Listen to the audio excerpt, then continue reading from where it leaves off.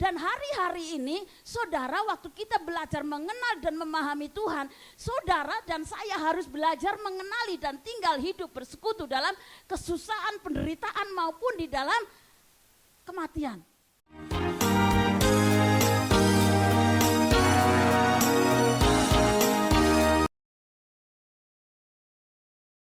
Saya mau berbagi enggak keluar dari visi bulan ini, yaitu mengenal dan memahami Allah, saudara ya. Tetapi saya mau mengenal dan dikenal Allah, saudara ya. Mengenal dan dikenal Allah, saudara. Karena saudaraku, kalau kita mungkin selama ini saya yakin semua sedang berusaha memahami melalui kehidupan yang intim dengan Tuhan, itu sedang dibangun oleh kita semua hari demi hari ya Tuhan. Kita semua ngalamin itu, semua sedang menuju ke arah itu saudara ya. Tetapi mari sebelum itu kita sajak semua baca firman-Nya lebih dahulu. 1, 2, 3. Janganlah orang bijak sana bermegah karena kebijaksanaannya. Janganlah orang kuat bermegah karena kekuatannya. Janganlah orang kaya bermegah karena kekayaannya. Ayat 24-nya.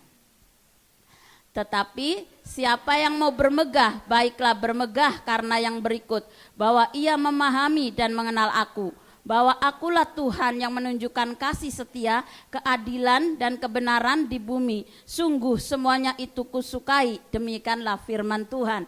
Nah saudaraku yang dikasih oleh Tuhan, saya mau ajak belajar dari sosok Rasul yang di Alkitab, yang Alkitab kita itu sungguh sangat menjadi berkat buat kita semua ya. Di Alkitab itu beliau mengajarkan kepada kita melalui Filipi. Saudara, Filipi 3 ayat 10. Dikatakan 1, 2, baca 1, 2, 3. Yang ku kehendaki ialah mengenal Dia dan kuasa kebangkitannya dan persekutuan dalam penderitaannya, di mana aku menjadi serupa dengan Dia dalam kematiannya. Nah, mari saudaraku, saya mau ajak saudara melihat. Di sini dikatakan Rasul Paulus, saudara ya, dia punya yang dia pengen itu, dia kenal Yesus itu melalui kuasa kebangkitannya, saudara. Kemudian dia mengenal Yesus melalui persekutuan dengan penderitaannya. Ketiga, mengenal Yesus dalam kematiannya. Jadi saudaraku, mungkin kalau kita bicara tentang kebangkitan ya saudaraku, kalau kita bicara tentang kebangkitan, Rasul Paulus itu mengalami sebuah hubungan, saudara ya. Sebuah hubungan, dia enggak cuma mengenal kuasa kebangkitan yang mengalami mujizat, mengalami pertolongan-pertolongannya gitu ya. Tetapi dia juga mengalami persekutuan dalam penderitaannya, saudara. Jadi di dalam penderitaannya dia ngikutin teladannya Yesus gitu, saudara. Jadi mungkin selama ini kita cuma kenal Yesus ya karena aku orang Kristen, aku ada masalah ditolong, aku ada sakit disembuhkan begitu ya. Tetapi waktu sebuah bersekutu dalam penderitaannya saudara, ternyata gak gampang loh. Orang Kristen gak gampang melewati masa ini. Saudara. Masa Tuhan izinkan penderitaan. Waktu penderitaan itu terjadi dalam hidup kita, banyak saudara yang murtad. Banyak yang ingkar, nggak lagi percaya Yesus. Masa-masa kesulitan dan penderitaan itu saudaraku, penderitaan itu setiap kita tidak bisa bilang nggak mau penderitaan. Setuju gak? Dan penderitaan kita semuanya berbeda-beda. Jadi saudaraku ya, mau nggak mau orang Kristen akan menghadapi yang namanya penderitaan. Ada amin nggak? Enggak cuma kita diberkati, enggak punya sakit disembuhkan, tapi kalau kita mau ngikutin teladan daripada Tuhan Yesus, penderitaan itu pun menjadi bagian daripada kita, orang percaya. Amin. Jadi waktu saudaraku kita siap untuk menderita, amin. Siapa siap menderita? Cuma sedikit nih, ya, siap menderita ya saudaraku. Tapi mau enggak mau saudaraku, ya, amin enggak amin, saudara harus tetap amin. Karena ada masa dan waktunya. Segala sesuatu akan ada masa dan waktunya. Dan kalau kairosnya Tuhan, waktunya Tuhan tiba, engkau harus melewati masa penderitaan. Penderitaan karena iman loh saudara ya. Bukan penderitaan karena kamu utang gak dibayar terus kejar-kejar gitu, bukan. Tapi penderitaan karena imanmu. Ya, menderita karena iman. Terus dikatakan Rasul Paulus ini menjadi serupa dengan kematiannya. Ya, Yesus mati di atas kayu salib, dan apa yang Rasul Paulus ajarkan kepada kita itu adalah mati kedagingan kita, Saudara ya. Itu enggak gampang loh, Saudara.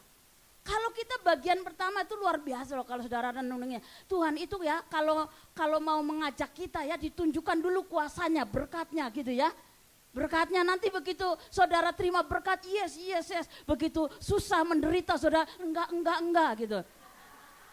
Nah itu banyak orang Kristen kayak gitu saudaraku. Dan hari-hari ini saudara waktu kita belajar mengenal dan memahami Tuhan, saudara dan saya harus belajar mengenali dan tinggal hidup bersekutu dalam kesusahan, penderitaan maupun di dalam kematian.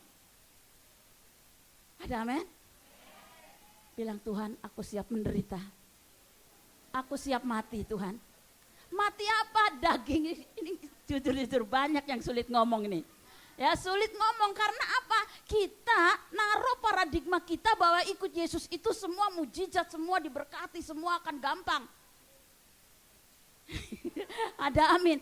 Itu level saudaraku, level pertama tuh tadi ya. Level persekutuan kamu kenal dulu mujizat Tuhan, kebaikan-kebaikannya Tuhan. Tapi kalau saudara mau masuk level yang berikutnya, kamu harus mengenal juga penderitaannya. Kamu harus diizinkan, Tuhan akan mengizinkan kamu mengalami kesulitan dan penderitaan. Kamu akan mengalami yang namanya mati kedaginganmu, egomu. Kamu disalah mengerti, kamu mencoba untuk bela diri, itu kamu harus mati saudaraku ya. Bagaimana kita bisa mengenal Allah? Siapa pernah dengar kata ginosko? Siapa pernah dengar? Iya kan Jumat 2 minggu yang lalu kan Pak Robert ngomong tentang ginosko ya. Apa arti ginosko dalam bahasa Yunani? Pengenalan karena pengalaman atau mengalami dan karena hubungan yang erat atau pribadi. Ginosko saudaraku ya. Jadi untuk bisa mengenal sampai ke dalam level ya, level nanti hubungan yang erat, itu saudaraku harus ada yang namanya pengalaman. Harus ada yang mengalami ya. Tapi gak boleh berhenti di level pengalaman saudara. Nah kita lihat ya, ada level pengenalan. Ada 3 level pengenalan akan Allah. Nanti saya akan tambah 1, ada level 4 level. Level dasar, orang itu mengenal Allah karena tahu. Ya saudaraku, apa bedanya tahu dan mengenal? Ada yang tahu? Hah? Mengenal lebih dalam.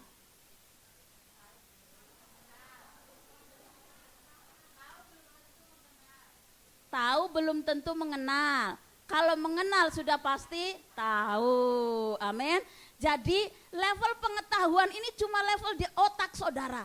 Ngumpulin tentang Yesus, berita-berita tentang Yesus dikumpulin di otakmu, itu pengetahuan. Kamu nyerap ilmu pengetahuan di otak kita.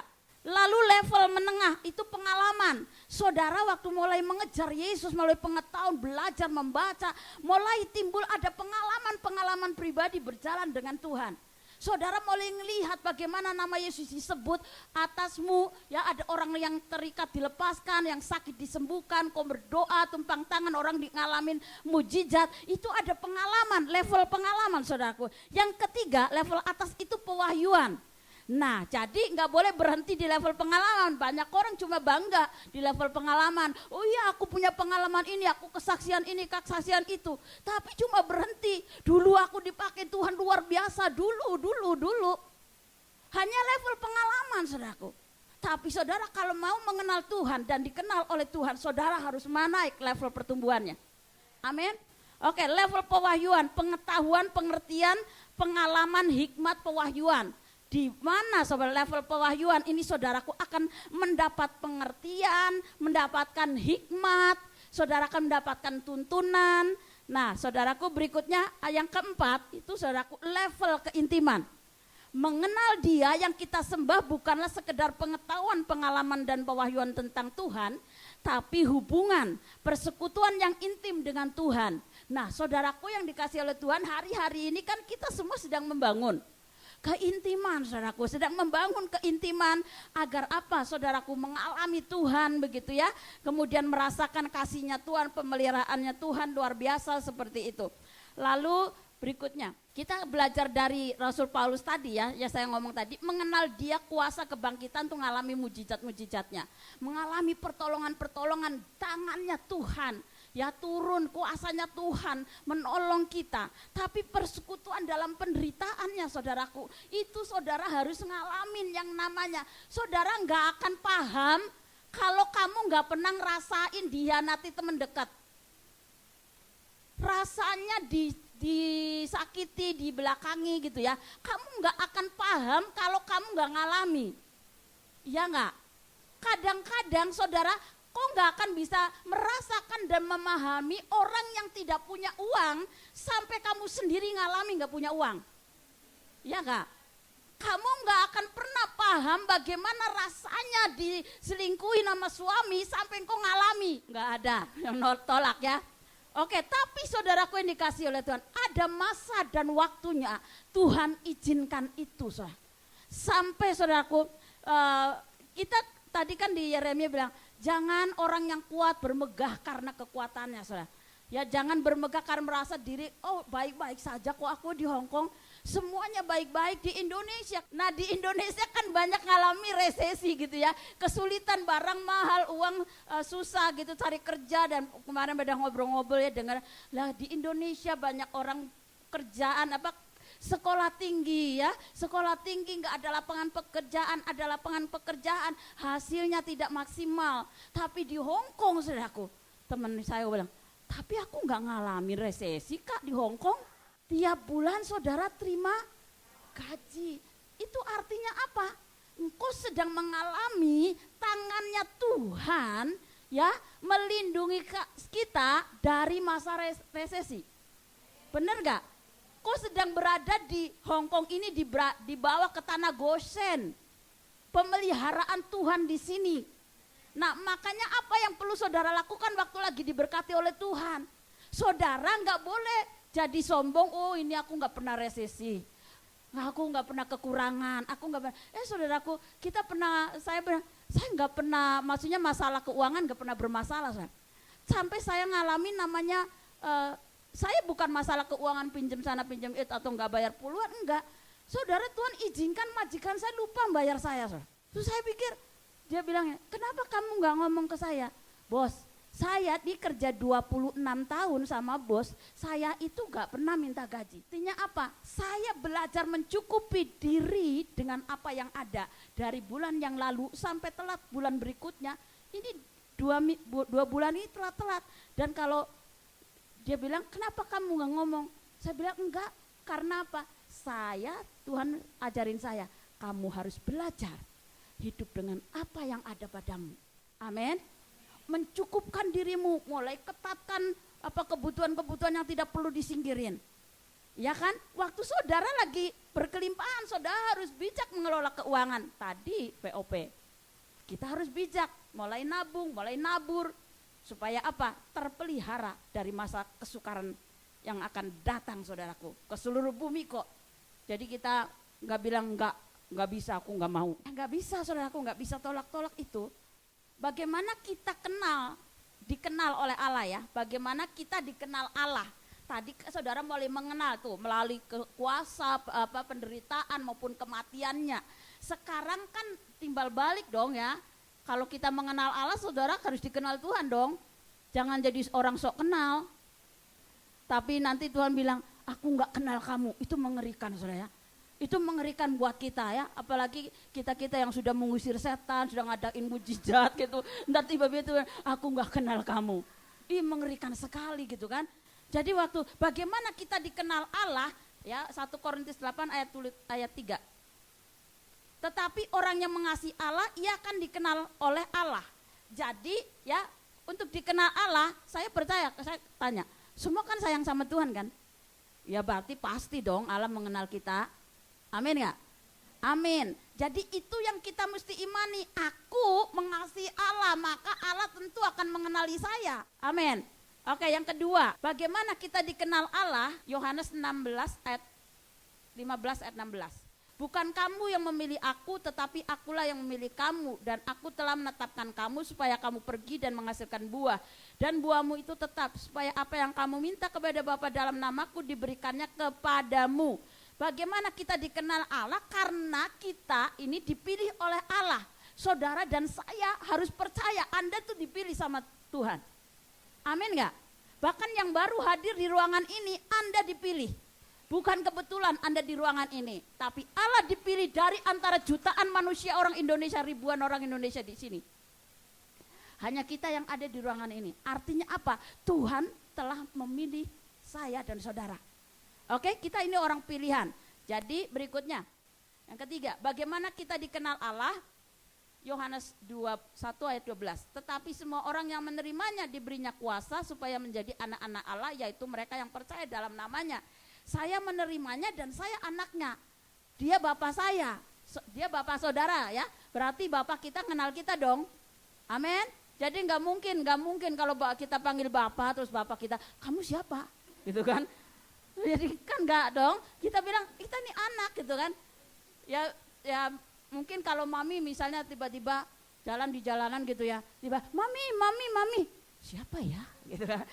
Ya maklum ya karena orang banyak gitu ya, semua manggil mami kan, semua manggil mami, tetapi itu ya manusia. Tetapi kalau kita punya bapak, kalau kita panggil ya bapak, dipanggil ya bapak, aku ini ngeluh begini gitu ya, bapak kita kenal kita, persis kenal banget, bahkan lebih kenal daripada diri kamu sendiri.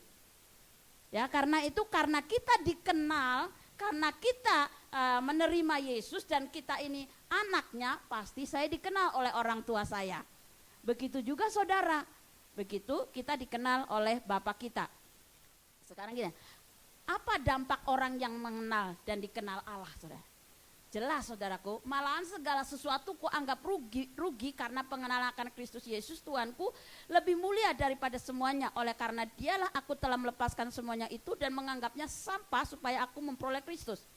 Ya, garis bawahi dikatakan, aku telah melepaskan semuanya. Dampak orang yang mengenal Tuhan dan dikenal oleh Tuhan, dia berani melepaskan semuanya. Apa itu? Rasul Paulus tahu. Ya, orang berpendidikan, punya kekayaan, kepandaiannya luar biasa, tapi waktu dia kenal Yesus, dia kata aku lepaskan semuanya, dan dikatakan bilang aku anggap semuanya sampah. Artinya apa?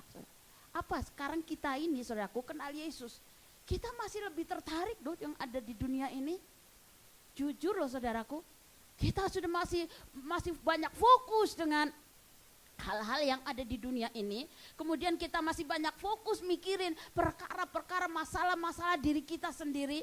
Kita nggak lagi sudah Tuhan aku nyerahin sama Tuhan. Nyanyinya sih selalu aku berserah, aku berserah. Nyanyinya sih iya, tapi waktu saudaraku, waktu engkau diizinkan ya dituduh, disalah mengerti, kemudian orang-orang terdekatmu mulai mempersalahkan kamu, terus apa? Saudara kepengen apa kan? Bela diri kan? Tadi hidup kan? Dagingnya hidup lagi kan? Padahal tadi bilang bersekutu dalam kematiannya. Tetapi waktu orang mempersalahkan saudara, saudara akan bela diri kan? Saudara akan berusaha klarifikasi, saudara akan berusaha menjelaskan. Nah saudaraku, saya kemarin dengar juga teman ini ya, ada satu anak konseling saya. Kak, apa yang harus saya lakukan ya di majikan ini? Lihat kak, tubuh saya jadi kurus kering kak, katanya gitu ya. Kenapa? Karena dia tertekan banget di majikan ini, saudara. Dan saya dengerin ceritanya, saudara ya, dengerin ceritanya, dan habis ini dia bilang sampai kesulitan ngadepin bosnya, gitu ya. Nah kemudian dia cerita bahwa aku kerja bertahun-tahun di luar negeri, baru kali ini kok kak ngadepin. Terus dia bilang ketika saya ditekan kayak gini kak, aku inget lagi ya di majikanku yang dulu itu aku nggak pernah diginiin. Terus aku bawa dulu ya bangsa Israel ya, waktu dibawa keluar itu kan dari Mesir ya. Waktu dibawa keluar ke tanah Kanaan kan di tengah perjalanan kekurangan apa ya, apa kurang air, kurang makan kan. Terus dia bilang apa? Aduh, balik aja ke Mesir. Di Mesir tuh ada bawang bombay, ada pir, ada delima gitu ya. Terus saya ngomong seperti itu. Terus ini saya anak ini ngomong, kira-kira sama nggak sama kamu? Langsung dia ketawa, saudara ya. Langsung dia ketawa dari tertekan tadi sedih-sedih. Saya tunjukin, kira-kira sama nggak sih kayak kamu gitu kan? Akhirnya dia ketawa lepas, saudaraku ya. Tapi saudaraku, kita kadang ngalamin kayak gitu, saudaraku. Dan aku bilang, aku mau menyerahkan, aku mau terminate diri, Kak, aku mau keluar cari majikan yang baru. Dan ternyata kemarin aku ngajar itu berbicara tentang jangan pergi kalau lagi diproses. Jangan terminate majikanmu kalau lagi diproses. Kemanapun kau pergi, aku akan temuin majikan yang sama. Prosesnya akan terus berlanjut. Mendingan, dan waktu saya cerita gitu, dia pas buka pintu. Pas ngajar selesai dia duduk di depan saya cerita, Kak, kok tadi aku denger ya Kak Napsi boleh bilang enggak, jangan menterminitkan diri karena prosesnya Tuhan belum selesai. Dia terus ngiang-ngiang di pikiran, di ingatannya, pendengarannya terus duduk sama saya, ceritalah itu saudara. Jadi dia rencana mau temuin majikannya, saya, majikan baru, mau terminate gitu ya. Tapi saudaraku, waktu saya ngomong seperti ini, saya bilang, kalau saudara, Tuhan sedang izinkan masa kesesakan. Ya kan, masalahnya beda kan? Kesesakan karena majikan, kesesakan karena penyakit, kesesakan karena suami, kesesakan apapun ya. Kesesakan itu penderitaannya beda-beda, saudaraku. Jadi mari kita sama-sama menerima penderitaan itu sebagai bagian daripada iman kita dalam Yesus. Amin. Jadi waktu mengucap syukur, saudaraku, jadi waktu menderita, waktu diizinkan penderita, jangan banding-bandingin. Kok di sana enggak, kok di situ enggak. Jangan banding-bandingin. Karena apa? Mungkin dia belum. Ya, kamu duluan yang ngalamin. Ya enggak? Semakin kita mengenal ya, semakin mengenal Kristus, semakin mengenal Tuhan Yesus, Paulus mengerti bahwa pengenalan itu ada dua arah, yaitu berpautnya anugerah Tuhan dan kerinduan Paulus untuk terus intim dengan Kristus. Perubahan karakter dampaknya apa? Karena apa? Orang yang mengenal Tuhan dan dikenal oleh Tuhan, jelas saudaraku yang akan kelihatan banget itu adalah perubahan karakter. Ya, terjadi melalui pengenalan akan Kristus, melalui doa, ginosko, hubungan, melakukan firman dengan benar. Jelas saudaraku, jelas kalau orang intim dengan Tuhan, orang kenal Tuhan dan dikenal oleh Tuhan, jelas akan ada perubahan. Amin. Karakternya pasti berubah. Nah, saudaraku, yang menjadi pertanyaan nih kan, apa sih menurut saya, saudara? Saya tanya saudara, menurut saudara nih, apa sih kira-kira orang bisa tersandung oleh hidup kita, kenapa? Ada yang tahu nggak? Apa? Orang bisa tersandung oleh hidup kita karena apa? Karakter. Wah, kalau muji sama Tuhan, kalau di mimbar tuh, kalau bahasa roh semua sampai bergetar. Kalau nyanyi dikatakan tadi bergelombang katanya gitu, Kak Yopa bilang gitu ya. Kalau nyanyi itu sampai ekonya bergema-gema, yang gitu ya. Ya, bahasa rohnya paling itu. Tapi saudaraku, orang banyak tersandung karena apa? Utang nggak bayar. Terus dituduh di ini kamu marah-marah, terus kamu diomongin orang, terus kamu di sini di Facebook kamu balas di sana. Itu ketawa. Jadi saudaraku, ini itu karakter. Jadi saudaraku, orang mari cek dan recheck ya, bagian kita adalah cek dan recheck. Sudahkah aku mengenal Tuhan? Sudahkah aku dikenal oleh Tuhan? Sudahkah dari hasil pengenalan itu dampaknya karakterku berubahkah? Aku jadi murah senyum, aku jadi sabar, aku jadi pokoknya jadi baik banget gitu ya. Jadi aduh diselingkuhin ya nggak apa-apalah. Silakan selingkuh terus begitu ya.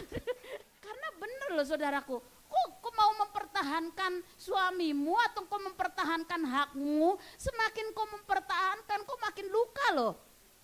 Tapi waktu kau mau melepaskan kehendakmu, egomu, ya, rasa sakitmu kepada Tuhan, rela, kamu akan lepas gitu. Karena apa? Yang dosa kan dia kan, suamimu kan. Kalau dia selingkuh, kan dia yang berurusan sama Tuhan. Yang penting kamu harus jaga hati. Ya, jaga hati, jangan ngumpat-ngumpat, jangan ngutuk-ngutuk begitu. Nah, saudaraku, kalau hari-hari ini kan di akhir tahun 2023 mengenal dan dikenal Allah, memahami dan mengenal Allah, saudaraku. Ya mari kita banyak koreksi diri kita hari-hari ini. Sudahkah aku memahami dan mengenal Allahku? Ya tadi enggak cuma kenal yang baik-baik, kok cuma kenal jadi bapak. Kamu semua dimanja-manjain gitu.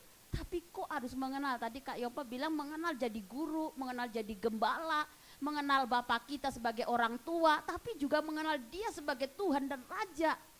Yang apa? Yang perlu kita hormati, yang perlu kita takuti. Jadi enggak cuma jadi anak kecil yang terus dimanja-manja, jadi anak kecil yang kalau lagi kesulitan kita ngambek gitu ya. Waktunya saudaraku, untuk kita belajar mengalami dan mengenal Tuhan adalah saudara mau enggak mau, saudara harus siap-siap. Ya, mempersiapkan diri. Aku mau kok bersekutu dalam penderitaannya, aku mau bersekutu dalam kematiannya. Artinya apa? Mati dagingku. Orang mau ngomong apa tentang aku? Mleh. Yang penting ku jaga hatiku dan aku terima penderitaan itu sebagai bagian daripada imanku pada Yesus. Yang penting selama aku menderita, aku tidak ingkar janji. Selama aku menderita, aku tetap percaya Yesus adalah Tuhan saya. Nah saudaraku, saya akan tutup dengan kesaksian saudara. Jadi beberapa hari yang lalu saudaraku ya, saya ini pagi-pagi tiba-tiba itu gak bisa bangun. Biasanya kan bangun biasa tuh olahraga simple kan, olahraga ringan kan. Masih di tempat tidur, angkat kaki, jumpalitan begitu kan. Nah saudaraku, pagi itu tiba-tiba aku angkat kaki dan aku mau jumpalitan saudaraku. Tiba-tiba aku gak bisa bangun. Saya bilang, aduh, sekejap itu saya ngerasain begini. Oh mungkin ya waktu nanti kita dipanggil oleh Tuhan, itu tubuh kita itu gak berdaya. Tapi ini otak saya ini, jiwa saya tuh sehat banget. Karena aku tahu jiwaku ini mau bangkit dan aku mau bergerak, aku mau jumpalitan begitu kan. Tetapi tubuh ini gak berdaya. Akhirnya, aduh Tuhan, kalau aku dipanggil oleh Tuhan, aku sendirian. Gak rame-rame saudara. Kalau dipanggil Tuhan itu kita sendirian saudara, masing-masing. Dan jiwa kita kan akan mempertanggungjawabkan apa yang kita buat di bumi. Sekejap itu saudara, saya tiba-tiba ingat seperti itu. Lalu saya pelan-pelan duduk, saya berbahasa roh sampai 1 jam saudara. Saya gak bisa mikir yang lain saudara. Dan tangan saya meraih tensi darah saudara. Begitu saya tensi ternyata 140. Saudara, tinggi saudara. Tinggi dan aku gak bisa bangun, terus kemudian tak perhatiin. Nanti siang sudah enggak, siang normal gitu, sampai malam normal. Tapi beberapa paginya tiap pagi begitu tinggi. Akhirnya sampai minggu kemarin saudaraku, saya ikut perjamuan, melayani perjamuan kudus tuh kayak tubuh melayang-melayang. Seperti itu kayak gitu. Jadi saudaraku, waktu akhirnya Bapak Gembala ikut memantau saya, hari Minggu itu dia kasih saya saya minum 1 obat saudara. Dia pantau saya sampai hari Rebo, sampai hari Kamis, bagaimana perkembangannya begitu ya. Tetapi setelah minum obat memang sudah normal lagi normal, tapi kemudian saya mulai mengenali kenapa ini, karena aku masih terus puasa saudara, itu puasa panjang 21 hari saudaraku, dan aku mulai baca-baca apa sih penyebabnya bisa naik darah begitu kan, darah tinggi bisa naik darahnya gitu. Terus habis gitu salah satunya itu karena katanya kurang minum air. Terus ya benar, saya puasa panjang itu kurang minum air karena cuma makan malam saja gitu ya. Begitu sudah makan sudah kenyang, gak keburu minum air. Dan saudaraku, waktu saya mulai Bapak Gembala ngajarin, coba temukan apa penyebabnya. Saya uji coba gitu, oh kalau saya gak minum air dia naik gitu. Begitu saya minum air dia turun begitu kan. Terus akhirnya aku ngerti, oke, berarti karena kurang air saya naik begitu kan. Tapi enggak cuma itu, hari apa itu saya baca renungan Hug and Love yang dikirim sama Bapak Gembala. Saya baca itu mau ke pasar, jadi saya baca dulu, Sebelum saya keluar gitu ya, saya baca sambil siapin tensi gitu. Tapi saya lupa tensi dulu gitu. Jadi saya nangis dulu karena baca itu saya nangis gitu. Saya tersentuh begitu. Ya Tuhan, aku kurang dipeluk begitu kan. Terus habis gitu aku nangis saudara. Habis gitu mau ke pasar, saudaraku, saya tensi. Lah, naik saudaraku. 139 saudara. Waduh, saya bilang kok naik lagi gitu. Terus aku ngomong, Karinta ini gimana? Karinta kan dia pernah jadi perawat kan, dia tahu, dia kasih info. Iya karena apa? Perasaan, hatimu gitu kan. Ini ternyata mempengaruhi kenaikan darah gitu ya. Jadi akhirnya saya ke pasar gitu. Saya ke pasar, kemudian saya mulai melihat suasana baru begitu ya. Pulang saya tensi lagi, sudah normal lagi saudara. Dan itu berlanjut beberapa hari saudaraku, otak ini gak bisa nampung saya, gak bisa nampung baca apa gak ngerti. Jadi kemarin itu kan Jumat itu harusnya tugas saya menara doa sharing. Saya minta Ibu Gembala tuker ya, karena apa saya gak bisa mikir, kenapa setiap kali saya baca itu tiung. Ternyata apa pikiran ini gak boleh dikerasin mikir keras gitu. Jadi udah puasa lihat layar karena layar buat mabok begitu ya. Jadi banyak tidur, banyak istirahat, minumin air begitulah. Nah hari ini saya sudah normal saudaraku. Tetapi pada hari itu saudaraku, pada hari-hari saya ngalamin kayak begitu, ingat kamu akan dipanggil Tuhan itu sendirian. Iya kah? Enggak ada masal kecuali kita mati bareng. Ya kalau misalnya ada perang di bom kita mati bareng ya itu oke. Tetapi masing-masing penderitaan, masing-masing kematian kita akan berbeda. Waktu kita dipanggil oleh Tuhan, kita harus mempertanggungjawabkan hidup kita selama kita di bumi. Jadi saudaraku, mari kita siapkan diri untuk mengenal dan dikenal oleh Tuhan. Melalui hari-hari ini, terima keadaan dan waktu itu saudara, karena saya nggak bisa berpikir banyak tuh saya cuma ingat satu nyanyian saudaraku ya. Ku mau selalu bersyukur kepadamu Tuhan. Itu terus cuma satu lagu, refnya aja tuh ulang. Nggak bisa minta ini, nggak bisa minta itu, nggak bisa mikir ini, nggak bisa mikir itu saudaraku. Karena saya bersyukur, terus bersyukur. Saya cuma nyanyi itu saudaraku. Terus kemudian saya begitu saya mendapatkan pesannya Tuhan. Ya dulu tuh saya berpikir begini, aku kan masih muda ya, aku kan biasa puasa panjang juga gak masalah gitu kan. Jadi aku merasa kuat, tadi firman Tuhannya jangan kau merasa kuat gitu ya. Jangan kau merasa muda terus berpikir kamu kuat gitu ya. Jadi bisa berpuasa panjang tanpa air begitu ya. Tetapi kemudian saya menyadari dan masa-masa itu saya bilang cuma ngelihat Tuhan memperlihatkan saya begitu banyak saya salah mengelola waktu, mengelola hal-hal yang saya koreksi diri saya saudara. Karena kalau masa itu saya dipanggil Tuhan saya sendiri dan terakhir minggu itu saya mau berangkat itu 151 saya tetap jalan karena apa? Kalau di rumah kok semakin naik begitu ya. Begitu jalan sempoyongan pun saya jalan, saya bilang Tuhan kalau memang mati hari ini ya sudah, yang penting aku menuju ke gereja gitu saya. Jadi saudaraku dikasih oleh Tuhan.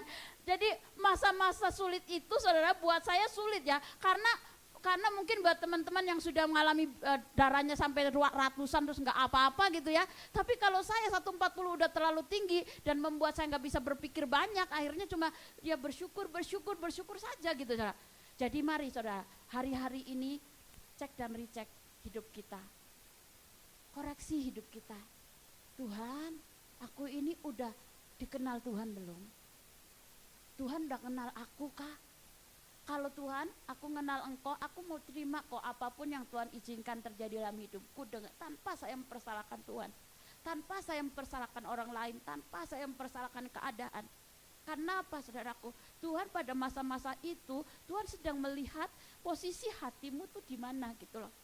Posisi hatimu di mana? Kok akan tahu, kok tuh ngandalin kekuatanmu, kok ngandalin orang lain, kok ngandalin kok masih sehat begitu. Tapi pada waktu kok ngalamin itu terjadi dalam hidup, kok berpikir bahwa kok bisa ngerasain Tuhan, benar ya. Saya minta ampun loh, kadang-kadang saya suka berpikir buruk, berpikir orang kok masalahku nggak habis-habis begitu ya. Keuangan uang masalah terus begitu, sampai saya ngalami saudara. Tetapi saudaraku ya, Mungkin ada banyak orang yang mengalami hidupnya bertubi-tubi masalah seperti Ibu Elizabeth Ferijati atau mungkin Ayub ya, bertubi-tubi masalah. Tetapi saudaraku yang dikasih oleh Tuhan, mereka semua saya yakin. Kalau Ayub saudaraku ya, ada seorang dulu tuh ada murid ini bilang begini, Kak, aku tuh nggak mau baca kitab Ayub. Kenapa? Karena katanya kalau saya baca Ayub, saya akan mengalami seperti dia. So saya tanya sama dia, menurut kamu Ayub itu ngalamin banyak penderitaan itu apa penyebabnya? Karena apa? Kesalehannya. Karena kesalehan Ayub dia ngalamin penderitaan bertubi-tubi loh. Terus saya jawab sama dia, kalau gitu kalau hidup kamu gak sesaleh Ayub, jangan takut baca Ayub. Iya kah? Iya kah?